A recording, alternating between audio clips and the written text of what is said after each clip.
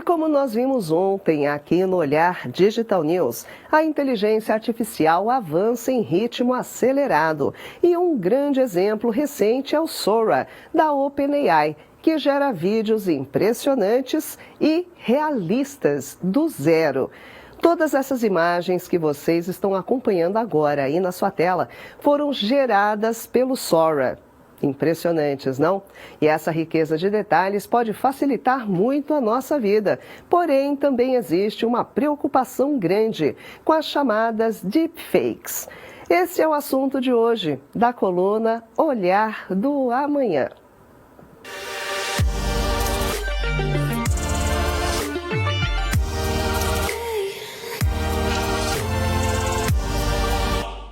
E vamos falar agora ao vivo com o Dr. Álvaro Machado Dias, que é neurocientista futurista e nosso colunista. Vamos lá? Deixa eu falar aqui com o Álvaro. Olá! Como vai, Álvaro Machado? Boa noite, bem-vindo. Espera aí que eu não consigo colocar na tela cheia. Pronto, boa noite, bem-vindo. Boa noite, Marisa. Boa noite para todo mundo que está nos escutando e acompanhando. Vamos lá, nessa coluna do Olhar do Amanhã de hoje, doutor Álvaro. Vamos começar falando do copo meio cheio da inteligência artificial. Como você imagina que essa tecnologia do Sora, que nós vimos as imagens agora há pouco, que é tão impressionante, fará a diferença no nosso dia a dia?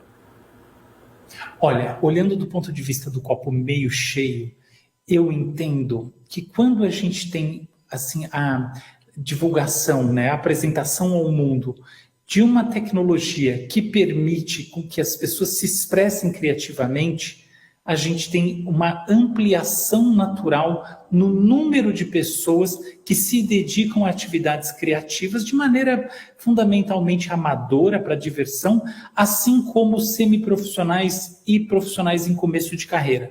Então, por exemplo, pensa que os adolescentes, mesmo as crianças da nossa era, podem construir narrativas audiovisuais usando um algoritmo como esse.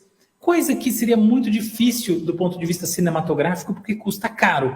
Então a gente abre uma nova frente artística para quem tem sensibilidade, uma certa capacidade de escrever prompts, mas não tem a grana e os equipamentos para fazer filmagens de verdade.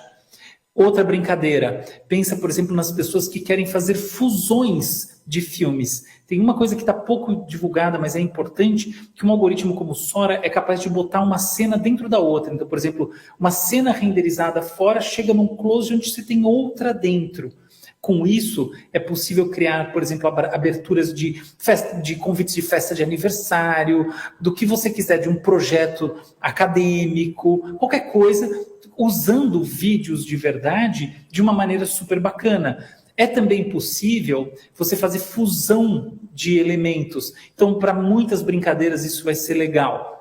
Pensa, por exemplo, no impacto disso, agora olhando no nível semi-profissional, o impacto disso no pessoal que gosta de produzir vídeos para as redes sociais de forma não profissional. Nossa, vai ser, assim, realmente aqui um caminho, assim, esse negócio vai representar um manancial de ideias criativas. Afinal de contas, você vai poder compor com prompts narrativas.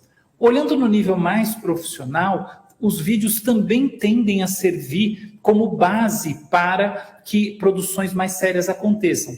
Porém, o Sora, como a gente espera que sejam os próximos algoritmos baseados em Transformer desse tipo, ele é um simulador do mundo físico que ainda sofre com algumas limitações que a gente vê em algoritmos como o ChatGPT, que refletem uma falta de entendimento efetivo do mundo real, de modo que as coisas de vez em quando ficam esquisitas. E a gente não pode esperar que um filme inteiro seja produzido com o Sora nos próximos anos, porque falta essa lógica que vai tornar tudo muito bem concatenado. Ainda assim, é um bom avanço.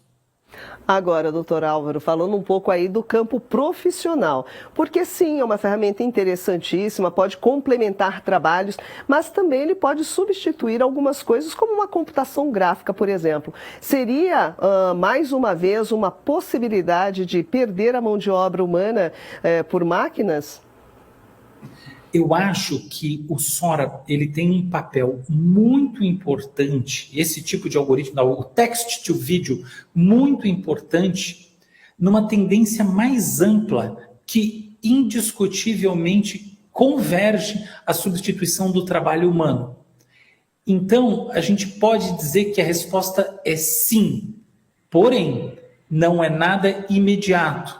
A gente não pode imaginar que um algoritmo que faz as coisas, vamos dizer assim, ao seu bel prazer, né? Você não consegue determinar o tipo de elemento que você quer na especificidade desse elemento, porque você não está trabalhando num ambiente de software em que você pode ir modelando tudo, vá substituir o trabalho de quem faz esse tipo de projeto, que é muito específico. Então, pensa, por exemplo, num projeto de uma marca, tá? Um projeto de design gráfico de uma marca, de animação, ele envolve um roteiro muito particular para transmissão de emoções e ideias muito específicas. O algoritmo, como ele responde ao prompt a partir das combinações que estão na base, né, do conjunto de treinamento, não faz isso da mesma maneira. Agora, pensa, por exemplo, no médio prazo, quando esta lógica entrar em cena. Com certeza, esse tipo de coisa vai mudar essa profissão, talvez até ampliando enormemente o mercado, mas dependendo menos de quem faz o trabalho mão na massa do tipo atual, que é em cima do software e dos detalhes que todo mundo mexe um a um e é super difícil. Pois é, ainda sobra ali um pouco da criatividade, da criação humana mesmo. Agora, Álvaro, olhando para o outro lado, os recursos que vão ser utilizados, né, podem inclusive influenciar um período que nós vamos passar agora, que é um ano de eleições. Essa tecnologia que está tão aprimorada, como fazer para a gente não cair naquelas fake news muito típicas, não é, de época de eleição? Como saber, como não ser convencido por uma mensagem errada? Essa é a grande pergunta dos nossos tempos. Primeiro, um ponto. É lógico que o mundo está olhando para aquilo que empresas como Google e OpenAI estão fazendo. Portanto, é lógico que algoritmos como Sora terão guardrails, né? Terão proteções contra a inserção de pessoas reais identificadas por aí, assim por diante, e consequente manipulação do tipo de fake. Para isso, já existem softwares próprios que foram pensados para esse uso e que, em geral, são partes de iniciativas que sabem muito bem que estão aí andando numa zona cinzenta do ponto de vista da ética e da legalidade. Então, eu não acho que o algoritmo em si é o leitmotiv, tá? É o driver das fake news, mas sim que faz parte de um todo, de um contexto no qual cada vez mais a gente tem qualidade e realismo vindo através de softwares com baixo custo e alta velocidade de produção, o que aumenta as chances das pessoas serem enganadas. Então, com base nessa premissa, agora eu acho que eu posso avançar para a questão fundamental. 2 pontos. Primeiro, o seguinte: a gente tem que ser muito transparentes. Boa parte das pessoas que são enganadas politicamente se colocam numa posição favorável a isso. O que os estudos mostram é que boa parte das pessoas que compartilham fake news e recebem fake news sistematicamente, em qualquer direção que seja, fazem parte de grupos ideológicos, de grupos de entendimento de mundo. Então não é por acaso que as coisas circulam ali. Elas acabam circulando porque há essa abertura. Então, o que isso significa? É importante ter consciência que, independentemente do seu posicionamento político, você precisa dar um passo atrás e ser crítico, ter esse distanciamento. E aí vem o segundo ponto. E quando você tem esse distanciamento, como é que você se aproxima de qualquer coisa que você possa chamar de informacionalmente consistente ou, entre 1000 aspas, verdade?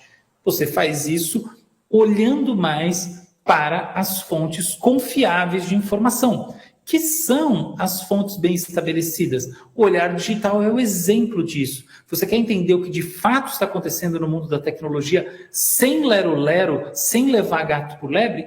Então, acesse o portal e assista ao news. Agora, se você não quer, então acredite em qualquer coisa. Assim também vale para a política. Então, eu acho que a gente está num momento que, mais do que nunca, é preciso ter consciência que a reputação e a credibilidade dos veículos conta, sim. Isso é o mínimo que a gente pode fazer.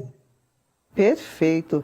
Agora, aproveitando a sua presença, nós falamos agora há pouquinho na abertura do boletim sobre as duas novidades do Google. Eu gostaria que você comentasse um pouco sobre elas, que é tanto a Gemma, que foi anunciada, que é uma inteligência artificial de código aberto voltada para pesquisadores e desenvolvedores, assim como o Gemini, que está sendo incorporado em ferramentas como Google Docs, Gmail. Queria que você falasse um pouco a respeito disso, se isso apimenta a corrida da inteligência artificial.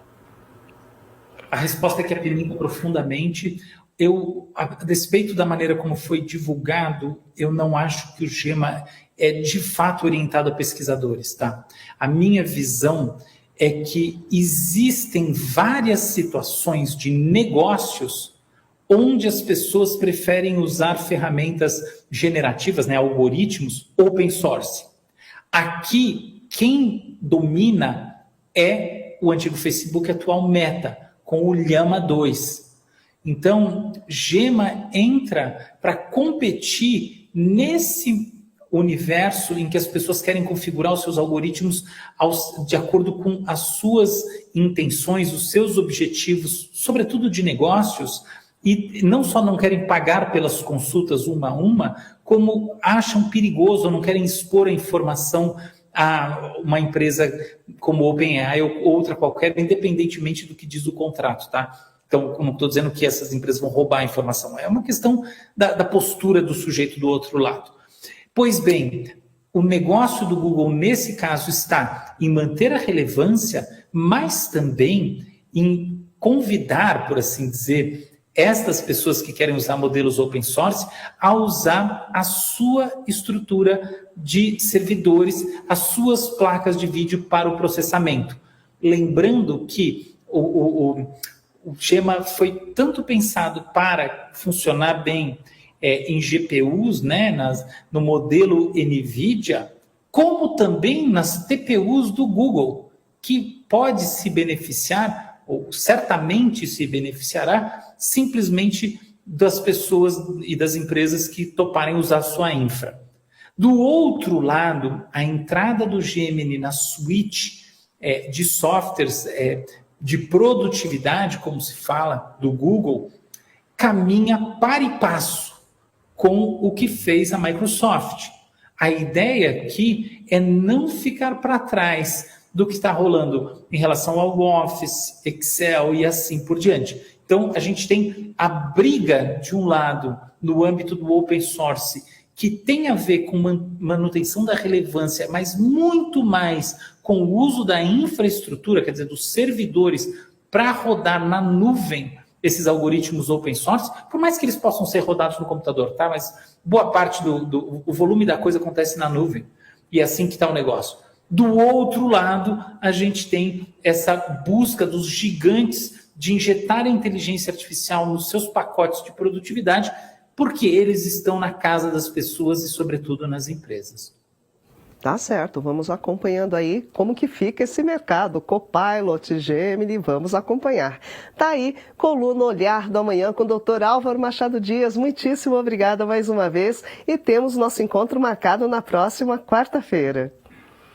Eu que agradeço muito você e todo mundo que nos acompanhou. Aqui em São Paulo choveu muito e eu agradeço quem conseguiu correr e se conectar para nos assistir. É verdade, o nosso público é super fiel, viu, doutor Álvaro? Estamos sempre muito bem acompanhados. Muito obrigada, boa noite. Boa noite. Tá aí, pessoal, muito bacana, coluna Olhar do Amanhã, como vocês já sabem, todas as quartas-feiras, o Dr. Álvaro Machado Dias, que é neurocientista, futurista e colunista do Olhar Digital News, está aqui com a gente falando um pouco sobre o futuro. Espero que vocês tenham gostado. Quarta-feira que vem tem mais.